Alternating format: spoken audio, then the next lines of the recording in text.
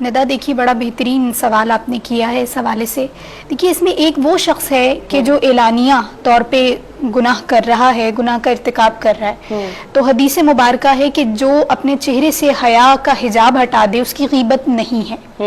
مثال کے طور پہ کوئی عورت ہے وہ بے پردہ ہے, سب کو پتہ ہے پردہ نہیں کرتی ہے, اب اگر کوئی اسے بے پردہ کہتا ہے تو اس کی غیبت نہیں ہے کیونکہ وہ اعلانیہ کر رہی ہے. اسی طرح کوئی مرد داڑھی منڈا ہے,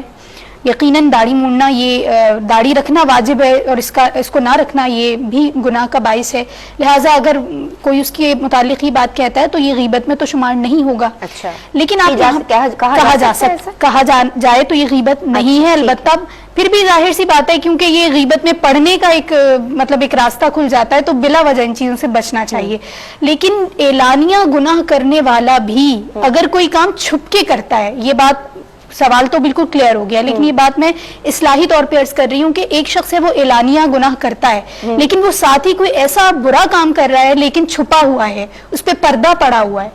تو اس کی تشہیر جائز نہیں ہے. صرف اسی قدر کو بیان کیا جا سکتا ہے, اسی قدر بات کو بیان کیا جا سکتا ہے جو وہ سب کے سامنے علل اعلان کر رہا ہے. اور اس میں بھی ہمیں ویسے تو یہ غیبت نہیں ہے لیکن اصلاح نفس کے لیے بات کہہ دوں کہ اس میں بھی ہمیں یہ دیکھنا چاہیے کہ اس کو ڈسکس جو ہم کر رہے ہیں, مثال کے طور پہ فلاں عورت تو پردہ نہیں کرتی, فلاں تو عادی شرابی ہے,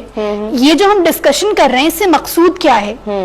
اگر تو ہمارا مقصد یہ ہے کہ ہم مقصود نہیں ہے نہ اصلاح مقصود ہے, نہ ہمارا یہ مقصد ہے کہ جو سننے والے ہیں ان کو ہم ان کی برائی سے بچائیں, ان کے ضرر سے بچائیں, یہ دونوں ہمارے مقصد فوت ہو گئے. اگر یہ باتیں ہو رہی ہیں نفس کے مزے کے لیے, ان کی عزت نفس کو چھالا جا رہا ہے, بالکل اپنا جو ہے وہ تلذذ حاصل کرنے کے لیے, نفس کو مزہ دینے کے لیے اگر ہم ایویں ڈسکس کر رہے ہیں اس کو, جو ہمارے پرائیویٹ آپ یہ کہہ لیجئے کہ ہماری محفلوں میں ڈسکشنز ہوتے ہیں, تو یہ ہم سوچنا چاہیے کہ ہم یہ کیوں ڈسکس کر رہے ہیں. تو اس لیے جو علل اعلان کرتا ہے بھی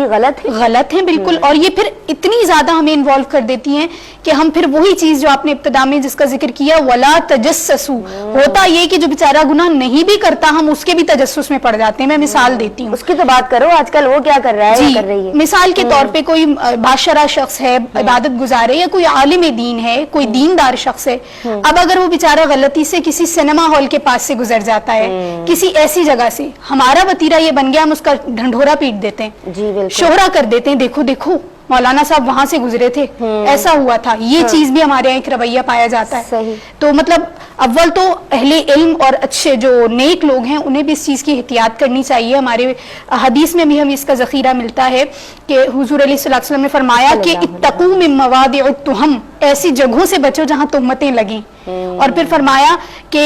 ایسی جگہوں سے بچو, ایسی راستوں سے بچو, ایسی صحبتوں سے بچو, ایسے افعال سے بچو کہ تمہیں معذرت کرنی پڑے. اور قرآن نے اسی کو فرمایا الفتنۃ اشد من القتل, یہ وہ فتنہ ہے زبان کا, خیال کا, یہ وہ فتنہ ہے جو قتل سے بھی بڑا فتنہ ہے اور گھروں کو برباد کر دیتا ہے. یہ دونوں پہلو ہمیں ملحوظ خاطر رکھنے چاہیے.